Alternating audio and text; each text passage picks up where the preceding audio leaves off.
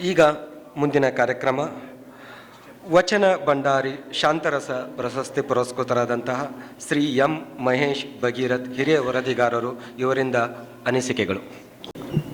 ಎಲ್ರಿಗೂ ನಮಸ್ಕಾರ. ವೇದಿಕೆ ಮೇಲಿರುವಂಥ ಎಲ್ಲ ಹಿರಿಯರಿಗೂ ನಮಸ್ಕಾರ. ಎದುರುಗಡೆ ಇರುವಂಥ ಎಲ್ಲ ಬಂಧುಗಳಿಗೂ ನಮಸ್ಕಾರ.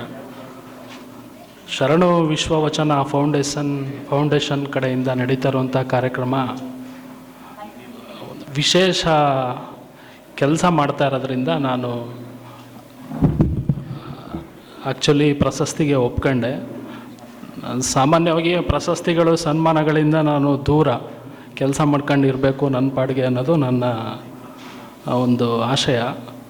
ಬಟ್ ನಮ್ಮ ವಚನ ಕುಮಾರಸ್ವಾಮಿಯವರು ಮತ್ತು ರೂಪಾ ಕುಮಾರಸ್ವಾಮಿ ದಂಪತಿ ಮಾಡ್ತಾ ಇರುವಂಥ ಕೆಲಸಗಳನ್ನ ತಿಳ್ಕೊಂಡು ಅವ್ರ ಮೇಲಿನ ಗೌರವದಿಂದ ಮತ್ತು ನಮ್ಮ ಗುರುಗಳಾದ ಅಂಶಿ ಸರ್ ಅವರ ಏನು ಸೂಚನೆ ಮೇಲೆ ನಾನು ಒಪ್ಕೊಂಡು ಬಂದೆ.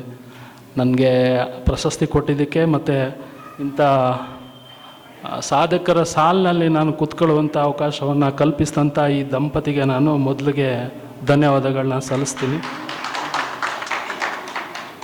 ಅಂಶಿ ಸರ್ ಯಾವಾಗಲೂ ಹೇಳೋರು, ಅವರು ಆ ದಂಪತಿಗಳ ಕಾರ್ಯಕ್ರಮ ಸರ್ಕಾರದ ಯಾವ ಕಾರ್ಯಕ್ರಮಗಳಿಗೂ ಕಡಿಮೆ ಇಲ್ಲದ ರೀತಿಯಲ್ಲಿ ಅತ್ಯಂತ ವ್ಯವಸ್ಥಿತವಾಗಿ ಮತ್ತು ಒಂದು ರೀತಿ ಸಂಸ್ಕಾರಯುತವಾಗಿ ಮಾಡ್ತಾರೆ ಅಂತ ಅದನ್ನು ನಾನು ಹಿಂದೆನೂ ನೋಡಿದ್ದೆ. ಈಗ ನಾನು ಸ್ವತಃ ಅನುಭವಿಸಿದ್ದೀನಿ ಅದನ್ನು.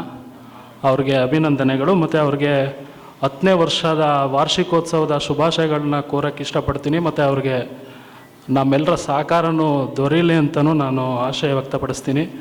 ನಾನು ಹೆಚ್ಚು ಮಾತಾಡೋಕ್ಕೆ ಹೋಗಲ್ಲ. ನನ್ನ ಈ ವಚನ ಭಂಡಾರಿ ಶಾಂತರಸ ಪ್ರಶಸ್ತಿ ದೊಡ್ಡ ಪ್ರಶಸ್ತಿ ಕೊಟ್ಟು ನನಗೆ ಒಂಥರ ನನ್ನನ್ನು ಭಾಳ ಚಿಕ್ಕವನು ಅನಿಸೋ ಥರ ಫೀಲ್ ಆಗೋ ಥರ ಮಾಡಿಬಿಟ್ಟಿದ್ದಾರೆ.